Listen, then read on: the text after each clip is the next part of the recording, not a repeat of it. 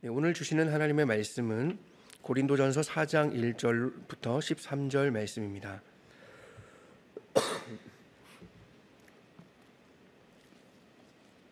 신약성경 266쪽쯤에 있습니다. 고린도전서 4장 1절부터 13절에 있는 하나님 말씀을 제가 봉독하겠습니다. 사람이 마땅히 우리를 그리스도의 일꾼이요 하나님의 비밀을 맡은 자로 여길지어다. 그리고 맡은 자들에게 구할 것은 충성이니라. 너희에게나 다른 사람에게나 판단받는 것이 내게는 매우 작은 일이라. 나도 나를 판단하지 아니하노니 내가 자책할 아무것도 깨닫지 못하나 이로 말미암아 의롭다함을 얻지 못하노라. 다만 나를 심판하실 이는 주시니라. 그러므로 때가 이르기 전 곧 주께서 오시기까지 아무것도 판단하지 말라.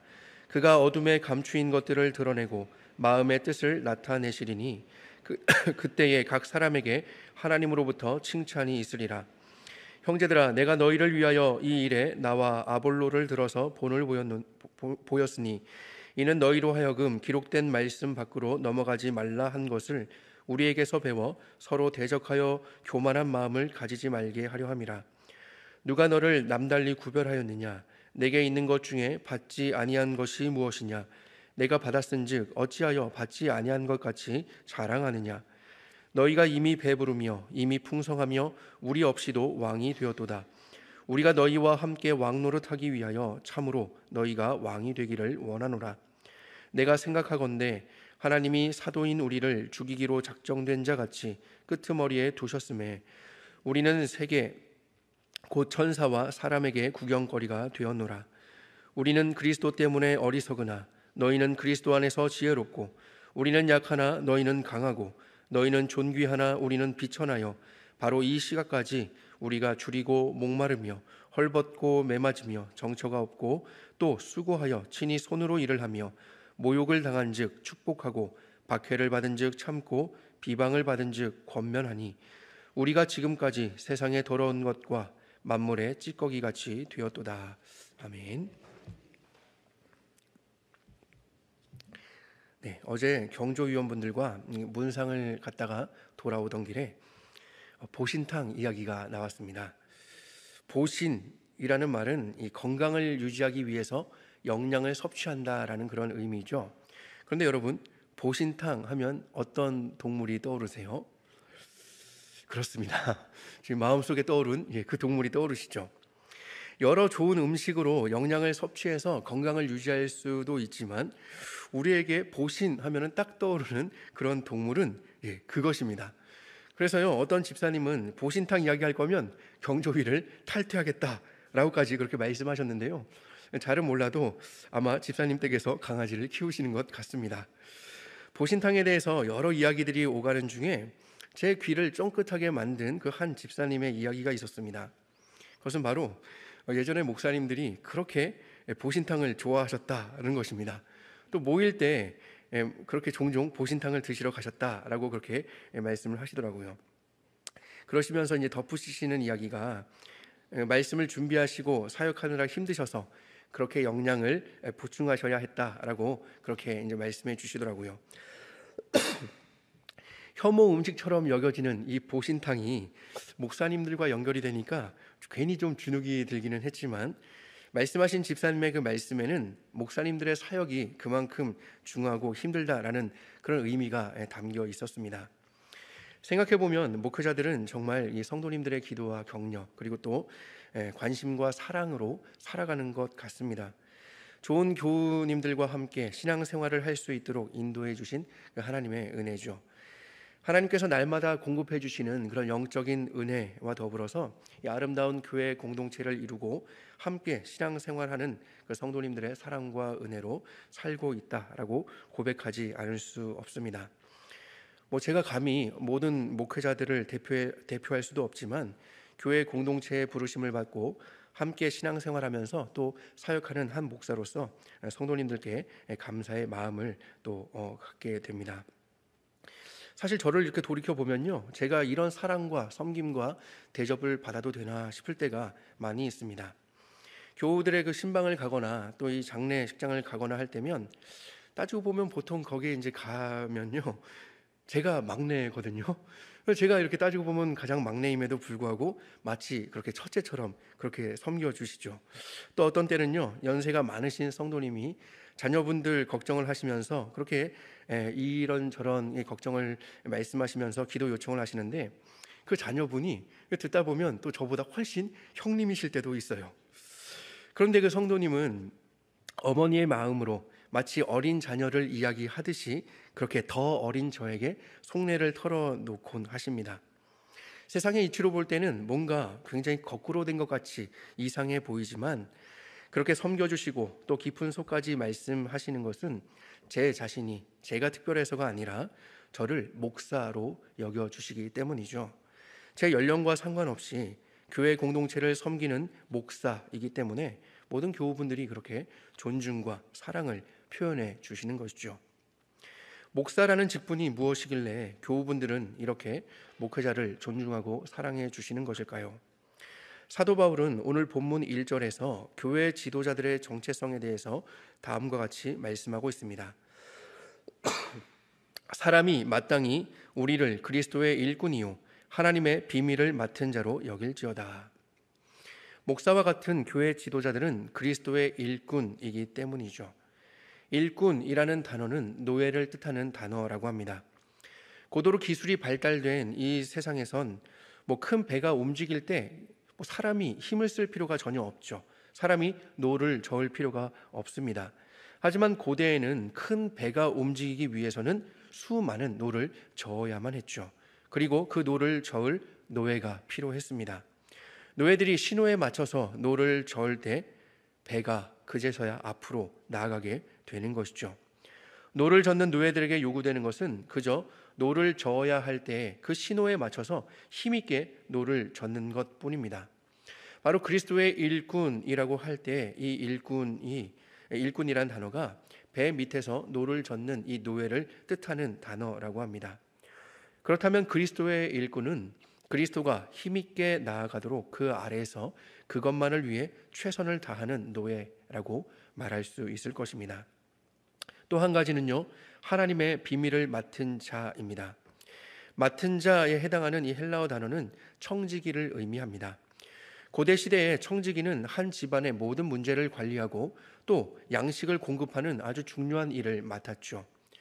우리는 창세기에서 요셉이 애굽으로 팔려갔을 때에 친위대장인 보디발의 집에서 그 일을 한 것을 볼 수 있습니다. 보디발은 자신의 집의 모든 소유를 요셉에게 위탁을 하였습니다. 그리고 요셉은 그 모든 소유를 관리하였죠. 물론 요셉에게는 그 모든 소유를 관리할 그런 권한은 있었지만 그것은 자신을 위해서 관리하는 것이 아니라 오직 그 주인인 보디발을 위해서 그렇게 관리하고 사용해야 했습니다. 이것이 바로 청지기이죠. 청지기는 주인을 위해서만 일을 해야 합니다. 교회 지도자들은 하나님의 비밀을 맡은 청지기로서 하나님을 위하여 하나님의 비밀을 공급해야 합니다. 하나님의 비밀이란 하나님의 감추어진 그 목적, 그리고 또 그 하나님의 의도를 의미하는데요. 하나님의 목적은 바로 예수 그리스도를 통해서 죄인을 구원하시고자 하는 그런 계획이죠. 복음을 통해서 알려지는 비밀이라고 할 수 있습니다. 감추어진 목적이나 의도를 밝히 나타내는 것을 우리는 계시라고 표현을 합니다. 하나님을 알만한 그런 것들이 일반 계시로서 이 세상 모든 만물에 밝히 드러나 있지만, 특별히 죄인이 어떻게 구원을 받을 수 있는가 하는 그런 계시는 성경이라는 특별 계시를 통해 하나님은 우리에게 알려주셨습니다. 주일 오전 예배 때마다 교독하는 웨스트민스터 소유리 문답 제2문과 3문에서 우리는 이미 이 사실을 확인하였었는데요. 하나님을 영화롭게 하고 하나님을 즐거워하는 것이 인생의 가장 큰 그런 목적인데 바로 그것을 위해서, 그런 삶을 지도하기 위해서, 즉 구원받은 신자의 삶을 살도록 알려주시기 위해서 하나님께서 우리에게 주신 유일한 준칙은 바로 구약과 신약 성경에 기록된 하나님의 말씀이죠. 이 성경 말씀이 가장 중요하게 가르치는 것이 바로 사람이 하나님에 대해서 믿어야 할 것이 무엇인지, 그리고 하나님께서 사람에게 요구하시는 본분이 무엇인지 하는 것입니다. 또 하나님의 영광과 또 인간의 구원, 그리고 신앙과 실생활에 필요한 모든 그런 하나님의 진리가 성경에 명백히 기록되어 있다고 웨스트민스터 신앙 고백서에서도 함께 진술하고 있습니다. 오직 기록된 하나님의 말씀인 이 특별 계시인 성경만이 신앙과 본분에 대한 유일의 법칙인 것이죠. 오직 유일하게 우리에게 주어진 특별 계시인 이 성경만이 우리에게 그 하나님에 대한 그 신앙과 또 인간의 본분에 대해서 우리에게 알려주는 것입니다. 따라서 하나님의 비밀을 맡은 청지기들은 이 유일한 특별 계시인 기록된 하나님의 말씀인 이 성경을 잘 나누어 주어야 하는 것이죠.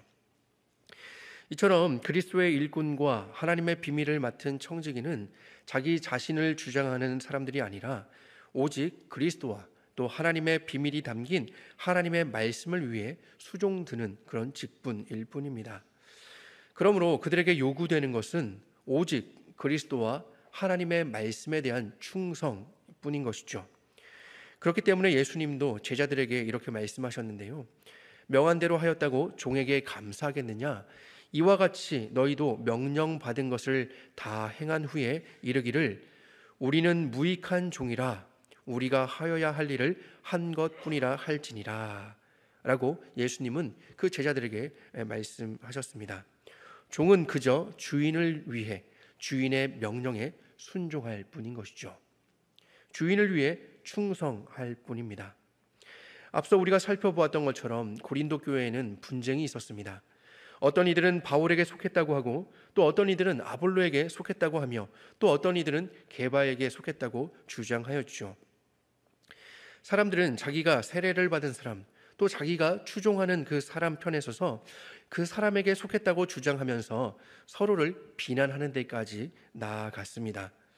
그러다 보니 자신들을 정당화하기 위해서 그들이 속했다고 하는 그 원조까지도 판단하게 된 것이죠. 그러나 여러분, 진정한 원조는 누구입니까? 진정한 원조가 바울입니까? 아볼로입니까? 아니면 게바입니까? 모든 신자는 누구에게 속했습니까? 바울은 아볼로는 무엇이며 바울은 무엇이냐? 그들은 주께서 각각 주신 대로 너희로 하여금 믿게 한 사역자들이니라 라고 하면서 우리는 하나님의 동역자들이요 너희는 하나님의 밭이요 하나님의 집이니라 라고 3장에서 말씀하고 계십니다. 물론 교회 공동체가 사람을 통해서 세워지고 또 사람의 사역을 통해서 운영되지만 심는 이나 물 주는 이는 아무것도 아니로되 오직 하나님께서 자라게 하셨다라는 말씀처럼 교회 공동체의 소유권을 가지고 계시며 사역자들의 사역을 통해서 자라게 하시는 하나님께 속했다는 그 사실이 중요한 것이죠. 모든 성도는 하나님께 속하였습니다. 하나님께서 그 교회 공동체를 위하여서 교회의 일꾼을 세우시고 봉사하게 하심으로써 그 교회에 속한 성도들이 자라게 한 것이죠. 특별히 어떤 봉사입니까? 그리스도를 향해 놓아졌고 하나님의 비밀인 그 하나님의 말씀을 나누어주는 그 봉사를 통해서 교회인 신자는 하나님의 성전으로 거룩하게 지어져 가는 것입니다. 그런 신자들이 모여서 교회 공동체가 거룩한 하나님의 성전으로 지어져 가는 것이죠. 따라서 교회 지도자인 목회자들은 자신이 그리스도의 일꾼이며 하나님의 비밀을 맡은 청지기라는 사실을 기억해야 합니다. 그래서 그 일을 맡기신 그리스도께 충성을 다해 교회 공동체를 하나님의 말씀을 통해 그리스도께로 인도하는 일에 최선을 다해야겠죠. 교회 사역 가운데 여러 일들이 있지만 목회자들에게 가장 중요한 것은 바로 교회 공동체에게 하나님의 말씀을 나누어 주는 일입니다. 목회자들이 하나님의 말씀을 가르치는 일에 최선을 다할 때 교회된 신자 각 개인과 또 신자들이 모인 이 교회 공동체는 거룩한 하나님의 성전으로 지어져 가는 것이죠. 그렇게 말씀 사역을 통해서 교회 공동체는 거룩한 하나님의 성전으로 지어져 갈 수 있습니다. 그렇기 때문에 목사들이 살아야 합니다. 목사들이 정신을 바짝 차려야 하는 것이죠. 그리고 교회 공동체 역시 이런 목회자의 사역을 잘 이해해야 합니다. 그리고 그 사역을 잘 감당할 수 있도록 함께 힘을 써야 하는 것이죠. 이것이 바로 교회가 살 길입니다. 교회가 살 길이라는 것은 교회가 유지되고 교회가 번영되는 길이다라는 의미라기보다는 하나님의 거룩하신 성전으로서 이 죄악이 관영하는 세상 가운데서 거룩함을 향해서 나아갈 수 있는 길이라는 것입니다. 교회 공동체는 분명히 사람들의 모임이지만 교회된 신자는 예수 그리스도를 주로 고백하는 사람입니다. 예수 그리스도를 주로 고백하는 거룩한 신자들이 교회 공동체 안에 모이지 않는다면 교회 공동체는 영적 기관이 아니라 세상의 다른 모임과 다를 바가 없을 것입니다. 우리가 바라는 대로 다음 세대를 믿음의 세대로 세우고 싶다면 우리 디딤돌 세대인 우리가 성경을 부지런히 배우고 묵상하면서 하나님의 거룩한 성전으로 지어져 가야 합니다. 그리고 또 다음 세대가 그렇게 하나님의 거룩한 성전으로 지어져 갈 수 있도록 하나님의 말씀을 바르게 부지런히 가르쳐야 할 것입니다. 따라서 목회자들이 말씀 사역을 바르게 잘 감당하고 또 교회는 목회자들이 말씀 사역을 바르게 잘 감당할 수 있도록 힘을 다해 도울 때에 우리 화성교회 공동체는 이 죄악된 세상에서 거룩한 하나님의 성전으로 계속해서 지어져 가게 될 것입니다.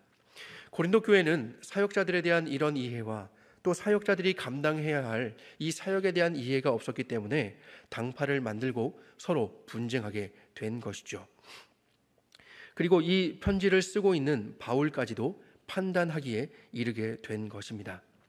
그런데 바울은 우리가 쭉 오늘 본문을 통해서 읽어보면요, 바울은 참 멘탈이 강한 사람 같습니다. 그러한 고린도 교인들의 판단에 대해서도 그는 꿈쩍도 하지 않는데요, 바울은 판단하는 그들에게 너희에게나 다른 사람에게나 판단받는 것이 내게는 매우 작은 일이라 라고 이야기합니다. 그리고 자신에 대해서는 내가 자책할 아무것도 깨닫지 못한다 라고 일침을 놓고 있죠. 그냥 이 구절만 놓고 보면 이 바울이 굉장히 독선적이고 교만한 그런 사람 같아 보이는데요, 그러나 1장부터 살펴본 그 문맥 안에서 본다면 바울이 교만하기 때문에 이렇게 말하는 것이 아니라는 것을 우리는 금방 알 수 있습니다. 오히려 교만한 것은 고린도 교인들이죠. 자신들의 정당함을 주장하기 위해서 바울을 비판하는 것이니까요. 바울이 사람들의 판단을 중요하게 여기지 않고 또 스스로에 대해서도 스스로가 판단하지 않는 것은 그는 자신의 정체성을 바로 알고 있었기 때문입니다. 그리고 그렇게 자신의 정체성 안에서 자신의 사역에 충성하고 있었기 때문이죠. 그의 충성된 사역은 오늘 본문의 마지막 부분인 10절부터 13절에 잘 나타나 있습니다. 우리는 그리스도 때문에 어리석으나 너희는 그리스도 안에서 지혜롭고 우리는 약하나 너희는 강하고 너희는 존귀하나 우리는 비천하여 바로 이 시각까지 우리가 줄이고 목마르며 헐벗고 매맞으며 정처가 없고 또 수고하여 친히 손으로 일을 하며 모욕을 당한 즉 축복하고 박해를 받은 즉 참고 비방을 받은 즉 권면하니 우리가 지금까지 세상의 더러운 것과 만물의 찌꺼기같이 되었도다. 바울을 비롯한 복음 사역자들은 고린도 교회의 사역을 위해서 자기들이 하나님 그리스도의 일꾼이요 하나님의 비밀을 맡은 자라는 그 정체성을 가지고 세상의 더러운 것과 만물의 찌꺼기같이 되었다고 그렇게 말을 하고 있습니다. 그리스도 때문에 어리석은 자처럼 여겨졌고 고린도 교회에서 약한 자가 되었습니다. 비천한 자리에 이르렀으며 줄이고 목마르고 헐벗고 매맞으며 정처가 없고 또 친히 손으로 일을 하면서 직접 일을 하면서 자신들의 필요를 자신들 스스로 공급하면서 사역을 하였습니다. 모욕을 당하였어도 모욕하는 자들을 축복하였습니다. 박해를 받으면서도 묵묵히 참아내었습니다. 비방을 받았으나 함께 맞서지 않고 도리어 그런 교인들을 권면하였습니다. 복음 사역자들이 바울을 비롯한 이 복음 사역자들이 이런 수고를 감내한 것은 자신들에 대한 정체성을 바로 알았기 때문이죠. 그리고 그 정체성을 바탕으로 사역을 하였기 때문입니다. 무엇보다도 자신에 대한 다른 사람의 판단이나 자기 스스로의 판단보다도 더 중요한 것은 심판하실 주님께서 하실 그 판단이었기 때문입니다. 바울은 사람들을 보면서 사역을 한 것이 아니라 하나님을 바라보면서 사람들에게 사역을 하였습니다. 바울에게 사람들은 하나님의 사역을 베풀 사랑의 대상이었지 자신을 옳게 보여야 하는 판단의 대상은 아니었기 때문이죠. 오직 판단은 하나님이 하신다는 그 사실을 바울은 기억하고 있었습니다. 그렇기 때문에 고린도 교인들의 판단에 대해서도 그렇고 자기 자신에 대해서도 자책할 것이 없었지만, 그는 그 자책할 것이 없는 것에 대한 그 스스로를 자랑하거나 자기의 의로움을 드러내지 않았습니다. 왜냐하면 의롭다 하실 분은 고린도 교인도 아니요 자기도 아니라 오직 하나님이시기 때문이죠. 하나님이 최종 심판을 하실 때까지 그 어떤 판단도 사람들에게 허락되지 않았기 때문에 바울은 때가 이르기 전 곧 주께서 오시기까지 아무것도 판단하지 말라고 권면합니다. 판단은 누가 하십니까? 그가 어둠에 감추인 것들을 드러내고 마음의 뜻을 나타내시리니 그때에 각 사람에게 하나님으로부터 칭찬이 있으리라. 때가 되면 감추인 것들을 드러내시고 마음의 뜻을 나타내시는 하나님께서 판단하시고 또 칭찬할 자를 칭찬하실 것입니다. 사실 우리는요, 누군가를 판단할 만한 어떤 객관성도 가지고 있지 않습니다.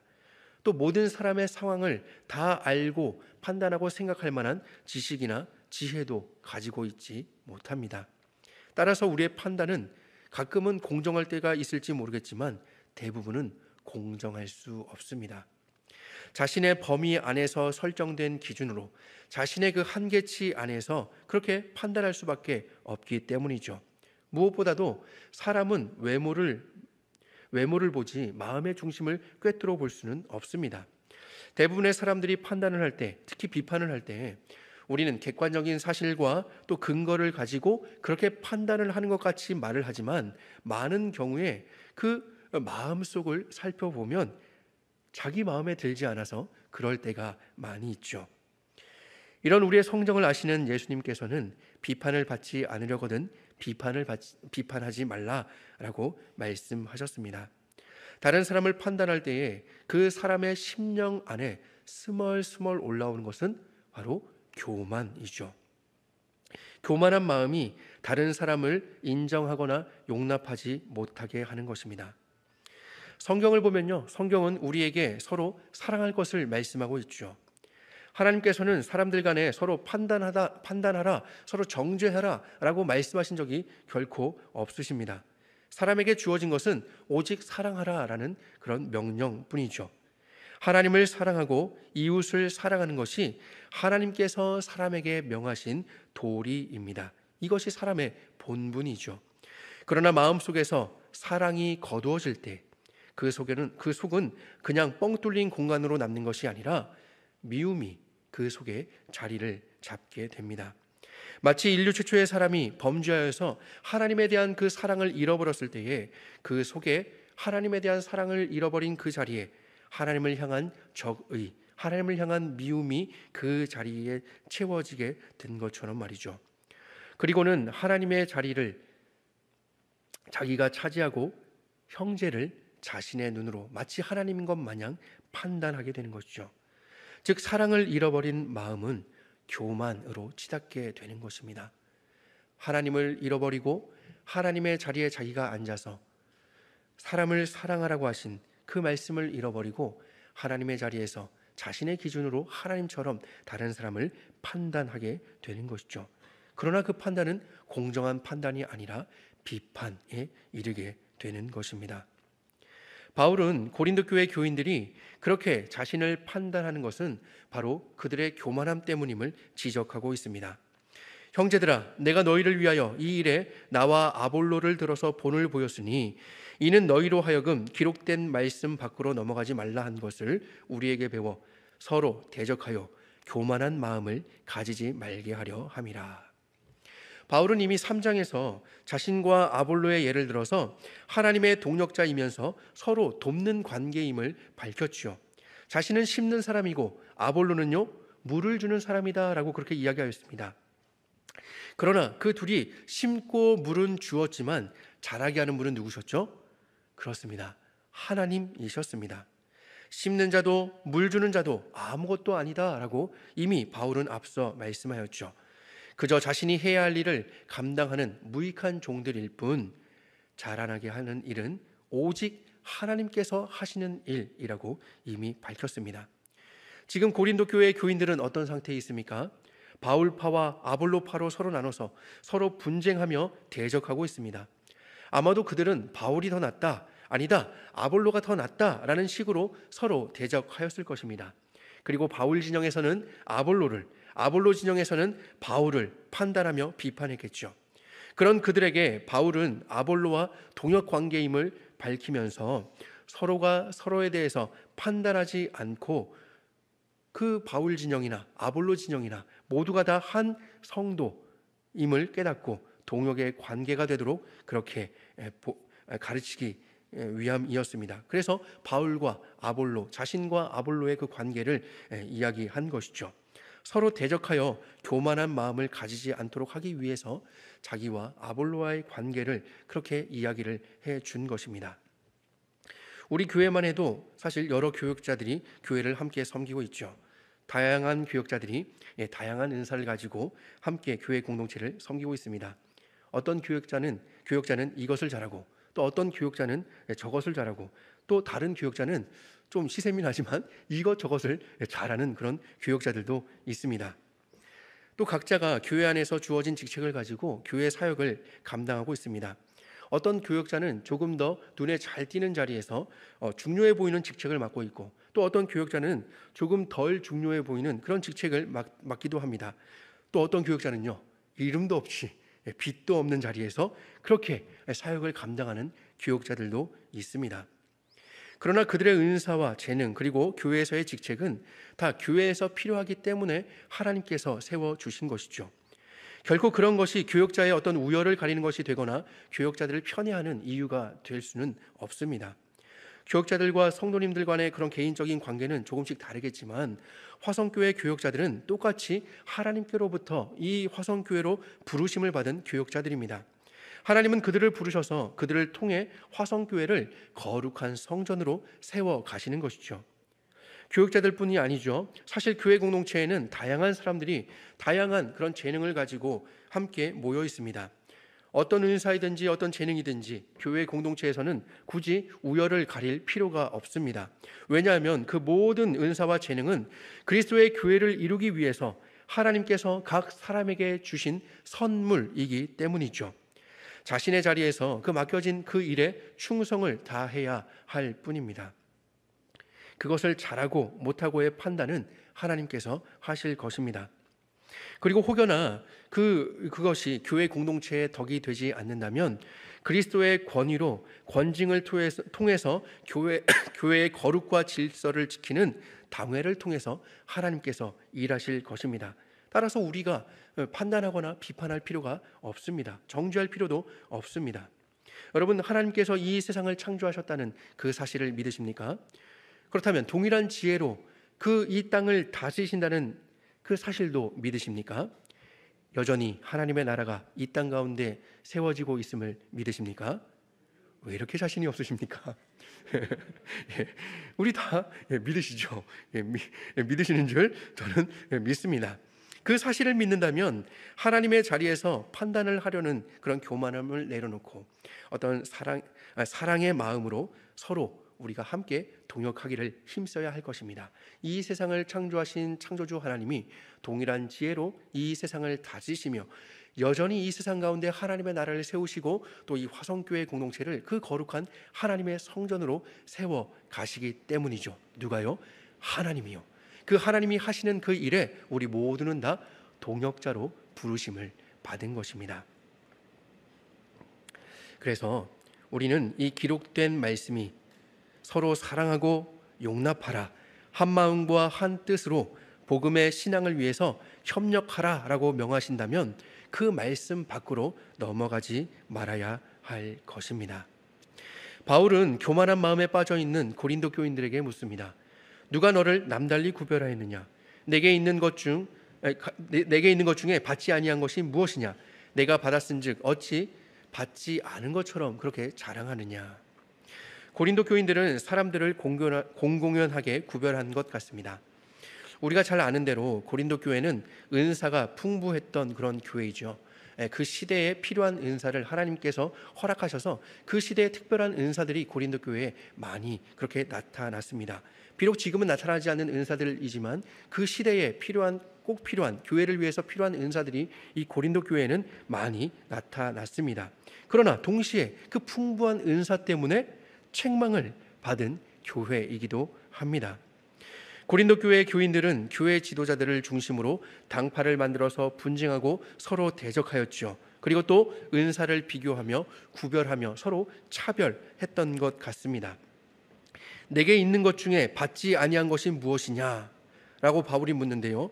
그들이 가진 구원과 그들이 가진 영적 은사는 결코 그들 스스로의 힘과 노력으로 가진 것이 아니라 하나님께서 베풀어 주신 것임에도 불구하고 내가 받았은즉 어찌하여 받지 아니한 것 같이 자랑하느냐라는 그 폐부를 찌르는 질문처럼 마치 자기 자신이 굉장히 대단하기 때문에 대단한 무엇인가를 가진 것처럼 자신들을 구별하고 자랑하였던 것이죠.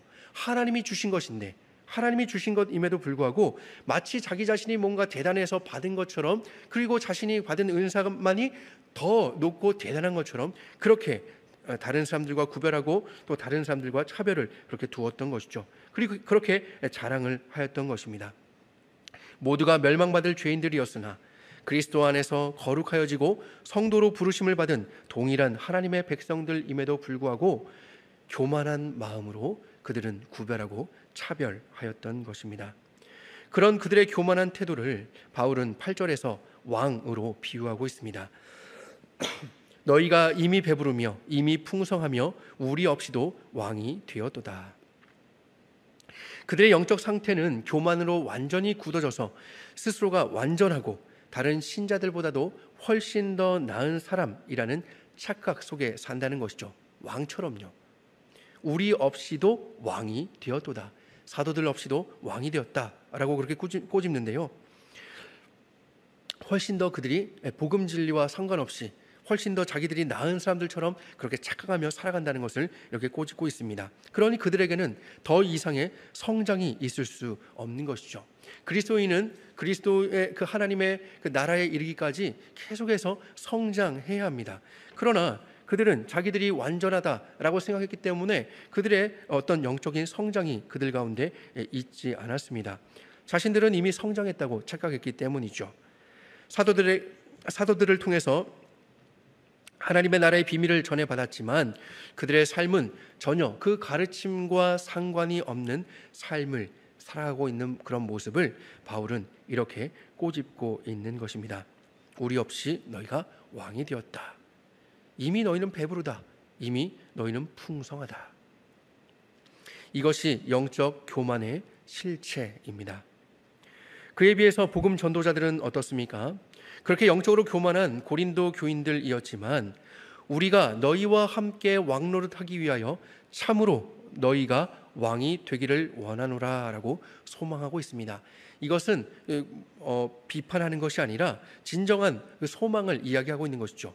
우리가 너희와 함께 왕노릇하기 위하여 참으로 너희가 왕이 되기를 원하노라. 지금 고린도 교인들은 영적으로 완전히 교만하여져서 스스로를 왕으로 여기고 있지만 바울은 그리스도와 함께 통치하는 그 왕노릇하는 진짜 신자가 되기를 간절히 소망하고 있는 것이죠. 고린도 교인들과는 완전히 대조되는 그런 겸손한 모습을 볼 수 있습니다. 고린도 교인들이 이미 배부르며 이미 풍성하며 왕이 된 것과 같은 그런 모습과는 대조적으로 복음 전도자들의 모습은 끄트머리에서 구경거리가 된 비참한 모습으로 그렇게 그려지고 있죠. 그러나 이것이 진정한 겸손의 왕이셨던 예수 그리스도를 닮은 참 신자의 모습이었습니다. 앞에서도 우리가 바울의 충성됨을 보면서 10절부터 13절의 말씀을 보았는데요. 이 말씀을 고린도 교인들의 이런 영적으로 교만한 그런 모습과 대조적인 모습으로 보면 우리와 너희를 비교하면서 읽으면 바울을 비롯한 복음 전도자들의 예수님 닮은 그런 겸손함을 발견할 수 있습니다. 사람을 비교하고 차별하는 것, 이것은 교회 공동체 내에서 결코 있을 수 없는 일입니다. 만약 교회 공동체에서 그런 일이 있다면 그 공동체에 복음으로 피어난 그리스도의 사랑을 짓누르고 영적 교만이 피어오르기 때문입니다. 그리스도의 복음을 통해서 이 땅에 그리스도의 그 복음이 심겨진다면 그곳에는 그리스도의 사랑이 나타나게 되겠죠. 우리가 요한일서의 말씀을 통해서 보는 것처럼 하나님의 사랑, 그 하나님의 사랑은 차별이 없고 하나님의 사랑은 형제를 미워함으로 나타나는 것이 아니라 사랑으로 나타날 수밖에 없는 것이죠. 왜요? 아무것도 아닌 우리들이 하나님의 사랑을 통해서 그렇게 그리스도 안에서 신자로 거듭난 하나님의 백성으로 부르심을 받게 되었기 때문입니다. 우리의 어떤 잘난 것 때문에 우리가 부르심을 받은 것이 아니기 때문이죠. 이것을 참되게 아는 겸손한 신자라면 우리 가운데 그 누구도 우리는 판단할 수 없을 것입니다. 영적 교만이 피어오를 때, 그런 복음으로 피어오른 그리스도의 사랑이 씻고 영적 교만이 피어오를 때 그 사람에게서는 판단과 비판과 차별과 구별이 나타나게 되는 것이죠. 오직 판단은 하나님께 속한 것이지만 하나님의 자리를 자신이 차지하고 판단하려고 하는 그 교만, 이 교만 때문에 교회 공동체가 병드는 것입니다. 교회는 성삼위 하나님께서 세우신 거룩한 영적 기관입니다. 교회는 우리가 고린도전서 2장에서 봤던 것처럼 십자가의 도에 근거한 그런 신앙 고백을 고백하는 신앙 공동체입니다. 교회 공동체는 십자가의 도에 근거한 신앙 고백만을 가지고 있습니다.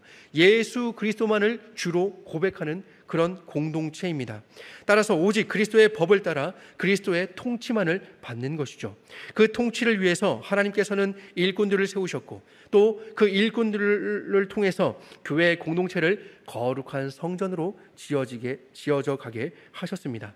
따라서 우리가 말씀을 통해서 보았던 것처럼 하나님의 일꾼들은, 그리스도의 일꾼들은 오직 하나님의 뜻을 따라 철저히 말씀을 통해 그리스도를 나타내며 교회를 위해 봉사해야 합니다. 교회 공동체에 속한 우리 중에 그 누구도 스스로의 힘으로 구원을 받거나 스스로의 힘으로 능력을 얻은 사람은 결코 없습니다. 교회 공동체의 유익을 위해서 하나님은 모두에게 그것을 선물로 주셨고 또 그 능력을 사용하셔서 교회 공동체를 세우게 하셨습니다.